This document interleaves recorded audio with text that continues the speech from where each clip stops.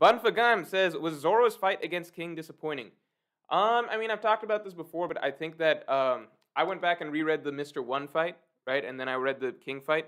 So it goes two different ways in that basically, like, I think the Zoro versus King fight in isolation, if you just read it from start to finish as a fight, I think it's a good fight. I think it's a very good fight.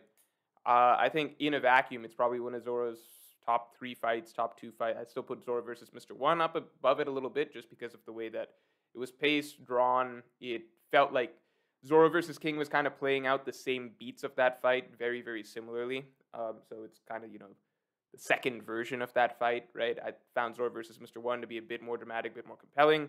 Um, we understood a bit more about Zoro, I felt like, from the end of that than Zoro versus King. But I thought, if you say Zoro versus King is your favorite fight, totally understand. I could easily see it being better than Zoro versus Kaku, right? I might put it above Zoro versus Kaku.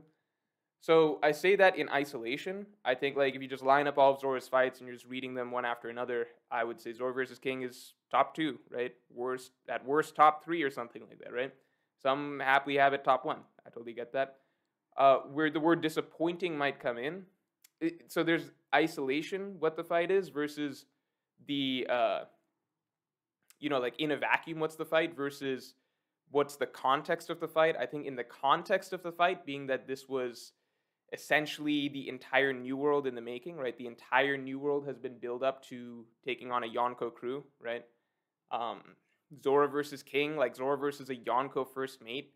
I mean, just considering like the significant, like the weight of Zoro's fight, like what you would expect it to be, right? And I don't want to hear anything about, oh, expectations shouldn't matter, blah blah blah.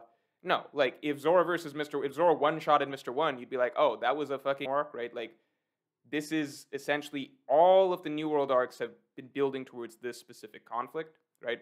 This is the fight. Zoro has not gotten a serious battle, since literally Thriller Bark. Zoro versus Ryuma was his last serious battle. Like Zoro versus Monet that's a walk in the park for him. Zoro versus Hyozo, Zoro versus Pika, like those weren't real fight. Like Zoro versus King, this was the battle that we've been waiting on for Zoro for a long, long, long time. So when you build up this long, and then the fight that you get is basically just about the same as Zoro versus Mr. One, then I would say in context, I personally consider Zoro versus King. If that's Zoro's final matchup for the arc, I would consider that disappointing.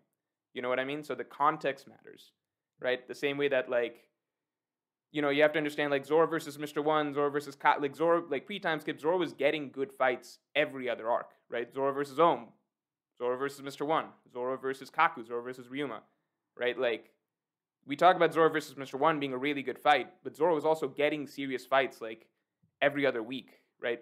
So again, the context being that, well, now we get to the New World and Zoro doesn't get a good fight for a long, long, long time because you're building and building and building and building to this huge main event, Strahd versus a Yonko crew, right? And then finally you get one fight that is about as good as the pre-time skip fights that we were getting regularly, So in that context, I would say it's disappointing. But in isolation, right? In isolation, if you don't count things like build-up, context, etc., I would say it's, for me, it's close to as good as the Mr. One fight.